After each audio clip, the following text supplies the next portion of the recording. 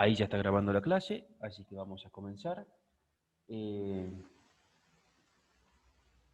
Yo creo que ya luego de estas 2 semanas que tenemos, este va a ser el horario, ¿de acuerdo? Curso I, jueves 11 AM, 11 de la mañana, siempre van a ser las clases. Yo creo que ya no hay problema. Yo esperé un poquito para definir el horario, teniendo en cuenta las materias de otros profesores y demás, pero creo que ya no va a haber modificación, espero, ¿no? Entonces, jueves a las 11 siempre va a ser la clase de Derecho Procesal Penal.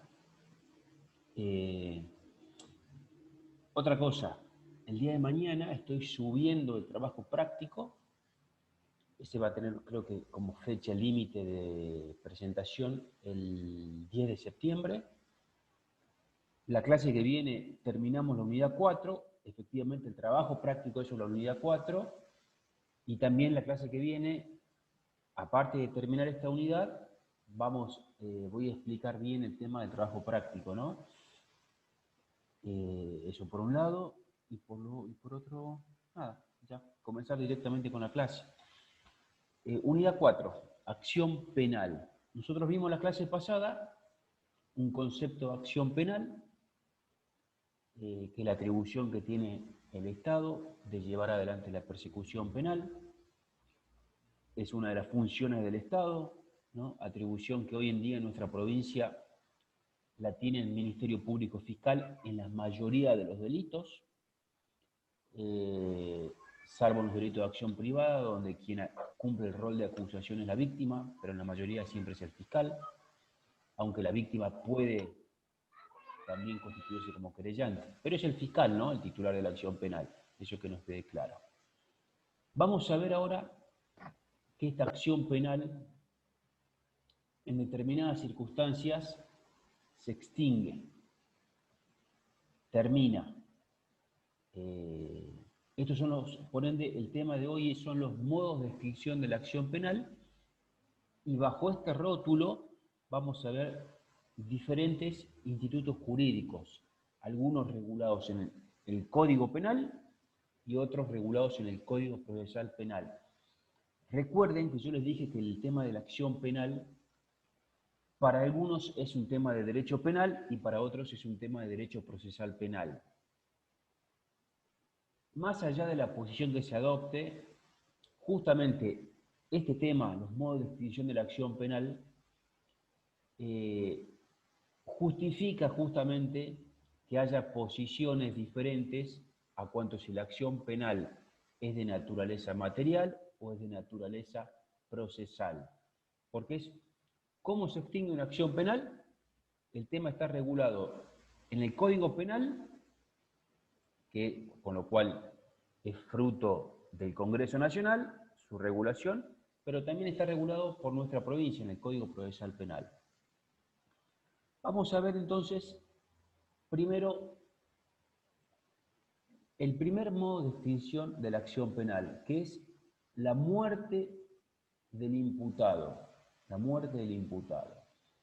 Esto hoy en día a nosotros nos parece lógico, ¿no? Es decir, muere el imputado, muere el infractor penal, quien presuntamente había cometido un delito, y se cierra el proceso, termina, ¿de acuerdo?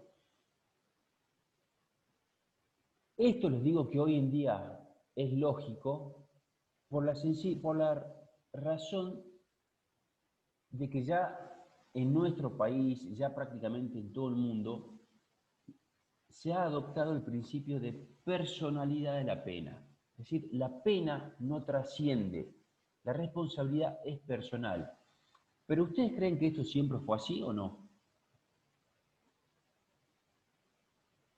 ¿O en algún momento histórico, si una persona cometía un delito, la responsabilidad se transfería a sus descendientes? ¿Qué creen? Sí, en la antigüedad seguramente sí, mi abogado. Exactamente. En la antigüedad una persona cometía un delito, luego fallecía, y luego los responsables podían ser los hijos.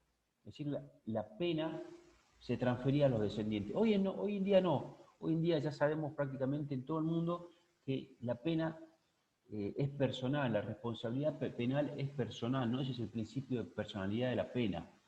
Por ende, si muere el infractor penal, fallece el imputado, se cierra el proceso penal, ¿no? Bueno, ese es el primer caso entonces de extinción de la acción penal, muerte del imputado. Ahí se deja de investigar.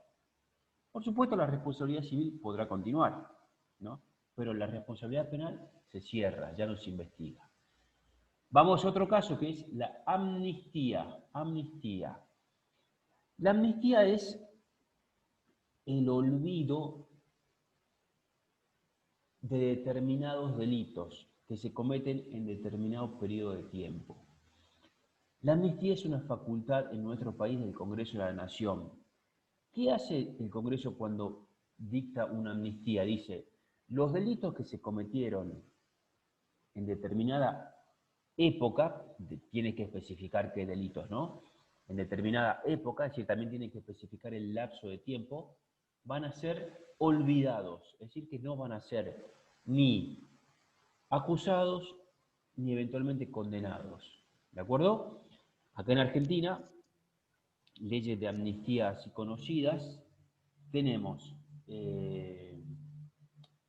la que se intentó establecer el olvido de crímenes de lesa humanidad durante los 70. No sé si recuerdan las leyes de amnistía, de punto final y de amnistía y demás. Bueno, esa ley hoy en día ya está, ya no tiene validez, se declaró la nulidad de esa ley. Por ende, hasta el día de hoy se siguen juzgando, sigue acusando y juzgando los crímenes de lesa humanidad. ¿De acuerdo? Recuerden, la amnistía siempre es general, es decir, no se puede amnistiar a una determinada persona, siempre con carácter general.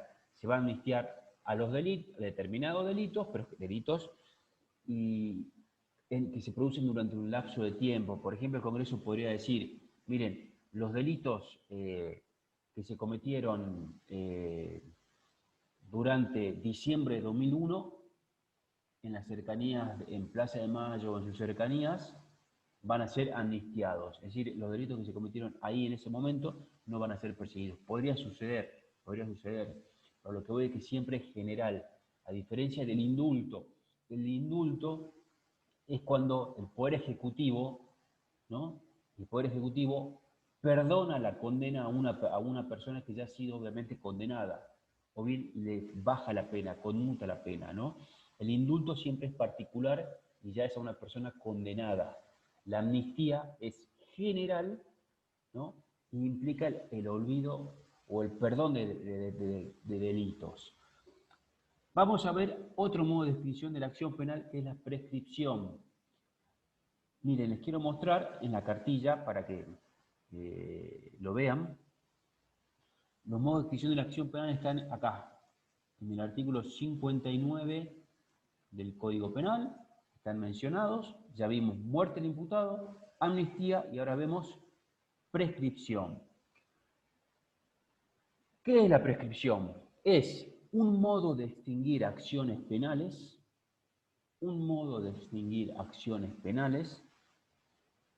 por, o mejor dicho, cuando pasa un periodo de tiempo y el Código Penal establece que si el Estado no logró llevar adelante la persecución penal, directamente la acción penal se extingue. Vamos a dar mejor la definición bien clarita que está en la cartilla. Miren, prescripción. La prescripción es la extinción de la acción penal por el transcurso del tiempo que la ley ha fijado. Porque entiende que transcurrido cierto tiempo, la aplicación de la ley penal es irrelevante para establecer la paz social. ¿Qué significa esto? Una vez que una persona cometió un delito, a partir de la medianoche de ese día, comienza un plazo. En ese plazo, en ese término, el Estado tiene que ejercer la acción penal. Si no lo ejerce, ya está, no la puede ejercer de manera ilimitada. Es decir, el Estado, lo que hacen las leyes penales es decirle, mandarle a los órganos de gobierno, darle un plazo para que ejerza la acción penal. ¿De acuerdo? A ver ahí, Luján Serpa, que veo que está con el celular, no sé. ¿Me escuchás? Profesor, estoy escribiendo, mire. Ah, está escribiendo. Bueno, a ver, Luján, la pregunta Sí. sería la siguiente. ¿Por qué crees que una vez que pasa un determinado tiempo, al Estado ya no le interesa perseguir penalmente a la persona que ha cometido un delito? Mm, ¿O por qué crees que esa es la solución que nos trae el Código Penal, ¿no? Las leyes penales? Es decir, una persona cometió un delito, pasa el plazo de prescripción, vence y ya el Estado no puede ejercer la acción penal. ¿Por qué crees que eso establece el Código Penal?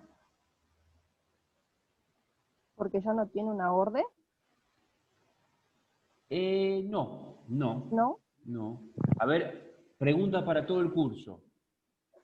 ¿Por qué creen que o el código regula este modo de extinción de la acción penal? Es decir, que vence el plazo o se cumple el plazo de prescripción y el Estado ya no va a poder ejercer, ya no va a poder llevar adelante la persecución penal. Este plazo le voy Eh, diciendo, a ver, sí, Joaquín. mi abogado porque no se le han encontrado pruebas en su contra. Bueno, en realidad vos decís, pasa un tiempo y se van perdiendo pruebas. Entonces va a ser más difícil. Puede ser, pero no es el fundamento así importante. Porque puede ser que se ejecute un delito, pasa tiempo, mucho tiempo, y luego más adelante se encuentra prueba contundente, pero ya pasó el tiempo y a pesar de ello ya no, el Estado no va a poder ejercer la acción penal, el Ministerio Público Fiscal. ¿Cuál sería la Es razón? porque ya venció el plazo de la investigación. Bueno, pero por eso, ¿cuál es la razón por la Pero es cual que eso ya dice, profe. vence un plazo y el Estado ya la acción penal prescribe? Está bien lo que vos me decís, hay plazos, la investigación penal preparatoria tiene un plazo, el Código Penal trae aparte el plazo de prescripción de la acción penal. ¿Cuál es la razón? El fundamento político. Porque si no los procesos se hacen muy extensos. Bueno, ahí hay un fundamento que sí me gusta. Si no sería, hay que pensar siempre en el imputado, sino en el famoso derecho a tener un juicio en un plazo razonable. Está bien. En realidad todos los fundamentos que me va mencionando, el tema de la prueba, el tema de los plazos de la investigación, el tema del plazo razonable, que para que los procesos no se hagan internos, están bien. Pero la razón es que si una persona comete un delito y pasa un determinado tiempo que regula el Código Penal, el Estado ya no va a poder llevar adelante la persecución penal, puesto que ya la paz social supuestamente se ha vuelto a recomponer. Es decir, a la sociedad ya no le interesaría que se persiga penalmente a una persona que ha cometido un delito hace 15 años. ¿De acuerdo? De hecho, yo quiero que veamos los plazos de prescripción. Son bastante extensos, ¿no? Miren, si se trata no hay un plazo único para todos los delitos, ¿no? Siempre hay que ver la pena, la especie de pena que tiene cada delito. Si se trata de delitos cuya pena fuera de reclusión o prisión perpetua, ¿no? Porque la reclusión ya está derogada, la acción penal prescribe a los 15 años. 15 años. Es decir, piensen ustedes, un homicidio agravado que se comete hoy, 27 del 8 del 2020, va a prescribir el 27 del 8 del 2035, 15 años. ¿Sí? Si el Estado en esos 15 años no pudo llevar adelante la persecución penal, prescribe. Ya no lo podrá hacer más adelante. También prescribe, ahora bien, si se trata de hechos que están reprimidos con prisión, pero con una escala penal, un mínimo y un máximo, prescribe teniendo en cuenta el término máximo de la pena. Término máximo. ¿De acuerdo? pero nunca podrá exceder los 12 años ni bajar de 2.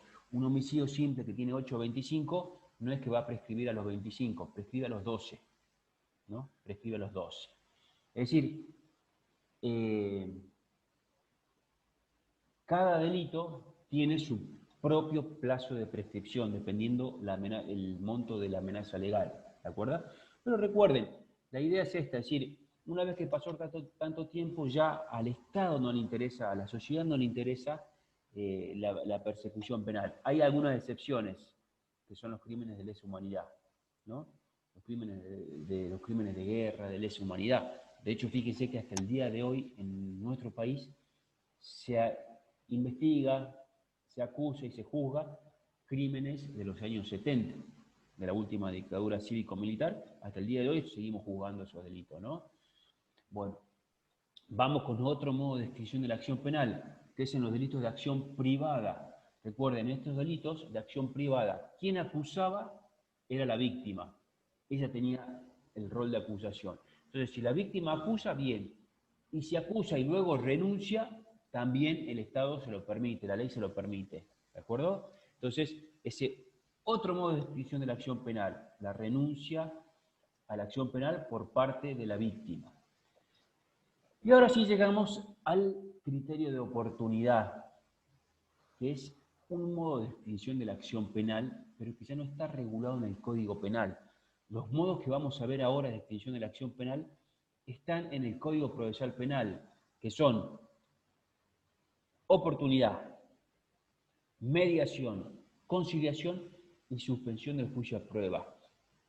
Estos son 4 modos de extinción de la acción penal que ya no están en el Código Penal, sino en el Código Procesal Penal. Fíjense en acá cómo nuestra ley procesal penal, el derecho procesal penal de nuestra provincia, incide o puede establecer institutos que extinguen la acción penal, que también está regulada por el Código Penal, ¿de acuerdo? Bueno, criterio de oportunidad.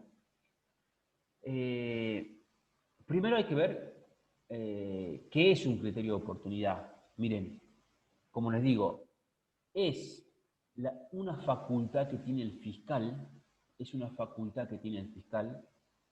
de no investigar o bien haber iniciado una vez la investigación y hacer cesar la acción penal o la investigación. No copien así porque, o bueno, no es necesario que lo copien porque lo tienen allá el concepto en la cartilla. Fíjense. Criterio de oportunidad. La aplicación del criterio de oportunidad puede definirse como la atribución que tienen los órganos encargados de la persecución penal, fiscal, fundada en razones de política criminal y procesal. Ya vamos a ver que cada circunstancia que permite aplicar un criterio de oportunidad tiene un determinado fundamento. Son fundamentos de política criminal, de no iniciar la acción penal, es la atribución de no iniciar la acción penal, o de suspenderla a la acción iniciada, o de limitarla objetiva y subjetivamente, o de hacerla cesar definitivamente antes de la condena, aun cuando concurran las condiciones ordinarias para perseguir y castigar. ¿Qué significa esto? Que el fiscal, en nuestra provincia, cuando se den determinadas circunstancias, lo que va a poder es hacer de no ejercer la acción penal, o bien, una vez que la ejerció, de hacerla cesar. Pero aún cuando estén dadas las circunstancias para llevar adelante la persecución penal. Yo les quiero explicar esto bien. En nuestra provincia, el fiscal, esta facultad que tiene de no investigar, o bien de haber comenzado a investigar y hacer cesar la investigación, es hacer cesar la acción penal, es una facultad que está reglada. El fiscal no lo puede hacer cuando quiera y como quiera, sino que la ley le dice los casos y cómo debe hacerlo. ¿Por qué es esto? Porque nosotros tenemos criterios de oportunidad reglados. En otros países, el criterio de oportunidad prácticamente es absoluto. Generalmente yo pongo como ejemplo la atribución que tiene el fiscal para aplicar criterios de oportunidad de Estados Unidos, porque solemos ver nosotros muchas películas, series de Estados Unidos, ¿no? Y ahí ustedes, yo quiero que recuerden y que vean, cuando el fiscal va a entrevistarse siempre con el imputado. El imputado realmente está en la comisaría, ese es otro tema diferente, ¿no? Acá no, acá el imputado es llevado a la fiscalía, pero en Estados Unidos el fiscal va a la comisaría donde está detenido el imputado y vieron que habla realmente con el imputado. Le dice, bueno, usted está acusado de, yo lo voy a acusar de 5 homicidios, pero si arreglamos y se declara culpable de 1 o 2, no lo acuso por los otros 3 homicidios. No sé si vieron alguna vez esos arreglos que hay entre fiscalía e imputado. Es decir, en Estados Unidos el fiscal prácticamente es dueño y señor de la acción penal. La ejerce, no la ejerce en todos estos delitos, excluye algunos delitos. Es decir, si el cómplice lo delata al autor, directamente el fiscal lo puede perdonar al cómplice. Es decir, allá hay libertad absoluta en cuanto al ejercicio de la acción penal. Por ello, al fiscal tener este señorío sobre la acción penal para ejercerla o no ejercerla como él quiera, es por ello que los fiscales en Estados Unidos, el procurador fiscal, va a elecciones, no es como acá. Nosotros, realmente el procurador fiscal y los fiscales acá en Salta son personas que vienen haciendo carrera, ¿no? En el Ministerio Público. Bueno, o sería lo ideal, ¿no? Pero allá en Estados Unidos no, allá en Estados Unidos para ser procurador fiscal vos tenés que presentarte a elecciones, tenés que presentar tu plan de política criminal y vas a elecciones como van acá en Salta de elección un concejal, un diputado, un senador, el gobernador. En Estados Unidos va a elecciones el procurador fiscal, ¿no? Es algo impensado para nosotros, pero así es. Bueno, en Salta, ¿qué pasa? El fiscal puede no ejercer la acción penal, o bien una vez que la ejerció, hacerla cesar, pero en determinadas circunstancias, en determinados casos. No lo puede hacer de manera libre. ¿Cuáles son esos casos? Los vamos a ir viendo uno por uno. Y viendo ya el tiempo, me quedan 12 minutos. Miren, los casos son varios incisos. Inciso A.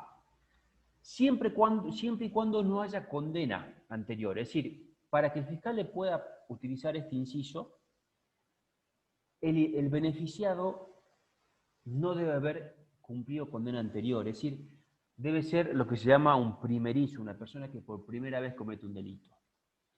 Y cuando se trate de un hecho insignificante, ¿no? Salvo que haya sido cometido por un funcionario público, y otro requisito es que la pena de libertad mínima no exceda los 3 años. No exceda los 3 años. Entonces, fíjense acá, si una persona, justamente ayer vi las noticias, se condenó en Salta, no sé si vieron, a una persona que robó pan, o que hurtó pan en realidad. No sé si vieron la noticia. Creo que fue en Orán o en Tartagal. A ver, 12, a ver si... Las voy a googlear acá.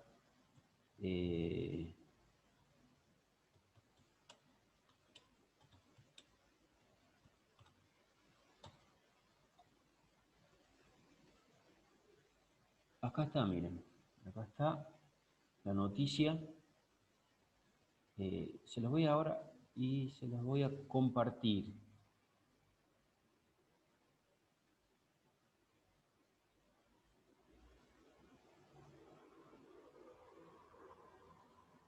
No sé si están viendo ahí la noticia.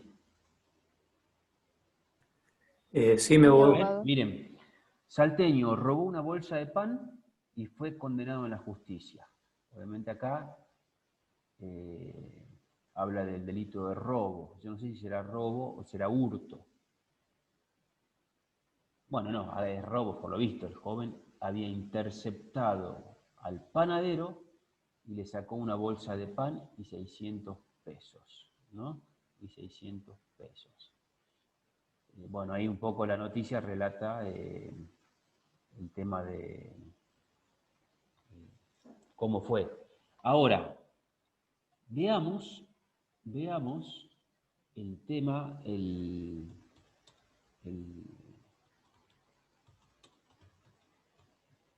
robo en el Código Penal. El robo en el Código Penal. Es un delito contra la propiedad. Acá está. Será reprimido con prisión de 1 mes a 6 años el que se apoderare ilegítimamente de una cosa mueble, total o parcialmente ajena, con fuerza en las cosas y demás. Entonces la pregunta sería, ¿el robo por la pena es un delito que puede aplicar el criterio de oportunidad? Sí, porque el mínimo no supera los 3 años. Supongamos que esta persona que robó el pan era la primera vez que cometía un delito. ¿Podría haberse aplicado un criterio de oportunidad por ser un hecho insignificante? ¿Qué dicen ustedes?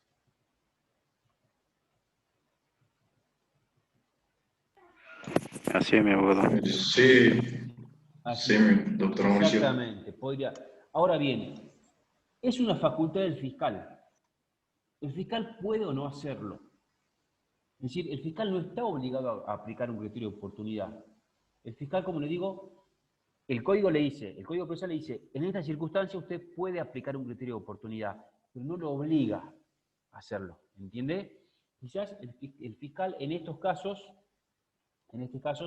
él vio por alguna decisión de política criminal, él decidió no aplicar el criterio de oportunidad, pero podría haberlo hecho, ¿de acuerdo? Porque es un hecho, robar, como les digo, 1 kilo de pan, una manzana, hurtar, no sé, un yogur de un supermercado, es un hecho insignificante. Y si se dan los requisitos de que la persona por primera vez comete el delito, se puede aplicar un criterio de oportunidad, pero no es obligatorio. El fiscal nunca está obligado a aplicar un criterio de oportunidad. Sí tiene la facultad de hacerlo, ¿de acuerdo? Bueno, ese es un caso. El segundo caso que el código permite, recuerden, ese caso se engloba generalmente con el término, el primer caso, hecho insignificante o insignificancia del acto, ¿no? Del delito. Vamos al segundo hecho, o al segundo supuesto, que es el denominado pena natural. Cuando se trate de delitos culposos,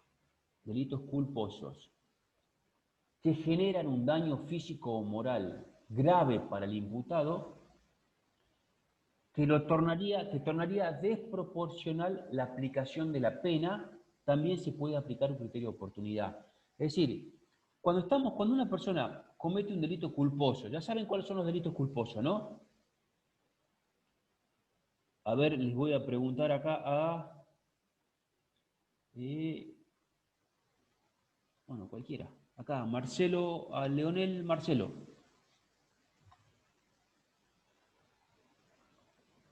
Ahí desactiva a Leonel.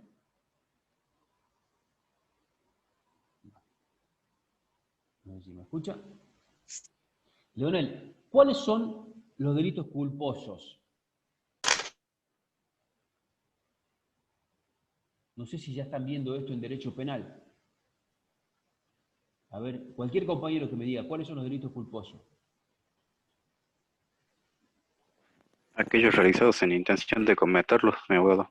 Exactamente. Aquellos en donde no hay dolo. Es decir, una persona no quiere el resultado típico, no quiere llevar adelante el delito, sino que, bueno, son delitos donde no hay dolo. Es decir, una persona viola un determinado deber de cuidado y como consecuencia de ello ocasiona el resultado típico. El gran ejemplo de los delitos culposos son los accidentes de tránsito. Una persona atropella con su auto a otra. Bueno, ahí. Si se dan uno de los delitos culposos y con ese hecho el infractor penal ¿no? El imputado sufre un daño de tal magnitud, moral o físico, que puede llegar a tornar innecesario, o más que innecesario, desproporcional la aplicación de la pena. Piensen esto ustedes. Una persona atropella a otra persona. Estamos hablando de delitos graves, ¿no? Le ocasiona a otra persona lesiones gravísimas. Pero quien atropelló queda conscientemente, pero postrado en su cama. ¿Esa persona podría ser sometida a juicio? Sí. Está consciente, puede declarar, todo. Pero quedó postrado en su cama, de por vida, ¿no? Sufrió un accidente donde ya está. Es decir, va a necesitar asistencia toda su vida porque quedó postrado.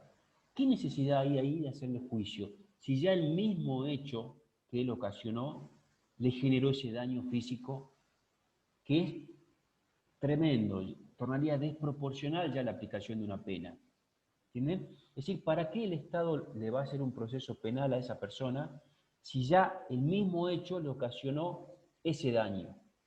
O bien, otro ejemplo que se pone generalmente, que la manualística del derecho procesal o derecho penal pone es el papá que está sacando el auto del garage y atropella a su hijo. ¿Qué necesidad hay de hacerle proceso penal a ese papá si ya el daño moral que tiene en la conciencia por su negligencia le va a quedar de por vida? Es decir, ese papá mató por negligente, por impericia, mató a su hijo. ¿Entienden? Entonces, ¿qué necesidad de que el Estado ahí vaya y le quiera hacer un proceso penal y condenarlo? Ya no tiene sentido, ¿entienden? Eso se llama pena natural. Pena natural. Ahí la conciencia del padre tremenda, ¿eh? Bueno, me quedan un par de minutos. Vamos a terminar el criterio de oportunidad y lo otro, modo de adquisición de la acción penal en la próxima clase. Aparte, en la próxima clase también quiero explicarle el tema del trabajo práctico. Ya accedieron al foro, ¿no? Ya pueden acceder al foro, ¿no? Ajá, entonces el curso A, el que todavía no... Sí, abogado. Bueno. ¿Alguna consulta sobre el foro o se entiende más o menos qué es lo que quiero yo, por dónde vayan las opiniones?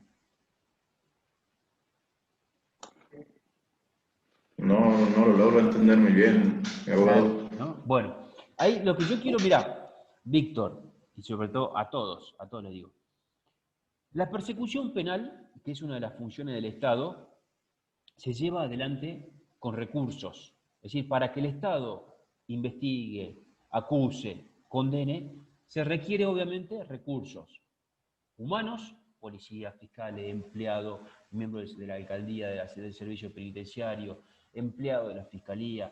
Es decir, se requieren recursos humanos. Y también se requieren recursos materiales. Edificios públicos, alcaldía, oficina del fiscal, comisarías, móviles, armas. Es decir, la persecución penal requiere recursos humanos y recursos materiales. Esos recursos se financian, hace falta plata. Hace falta plata para llevar adelante la persecución penal. Hace falta plata para pagar los salarios, para comprar móviles, para construir edificios. Ahora bien, estos recursos son limitados. El Estado no puede, es decir, no dispone de tanta cantidad de dinero como para perseguir todos los delitos que se cometen en la sociedad. Entonces, por ende, la pregunta es, la persecución penal en la persecución penal debe haber prioridad. Es decir, lo que yo le pregunto es en Salta, ¿qué es lo que debe tener prioridad a la hora de la persecución penal? ¿A qué delitos el Estado, el Ministerio Público Fiscal y la policía debe dar prioridad? Esa sería la pregunta, ¿entienden? Uno me dirá femicidio, otro vinculado a la narcocriminalidad y demás. ¿De acuerdo? Por ahí va la opinión. Son dos preguntas, pero que yo puse en el foro, pero que en realidad requieren una sola respuesta, ¿no? Más que una respuesta, una opinión. Bueno, listo, 40 minutos ya enseguida se me corta. Nos vemos el próximo jueves a horas 11. Recuerden que esta clase la subo a YouTube. Nos vemos. El próximo jueves, mi abogado. Luego, Luego, Hasta el próximo juego, Hasta abogado. luego, mi abogado. Abogado.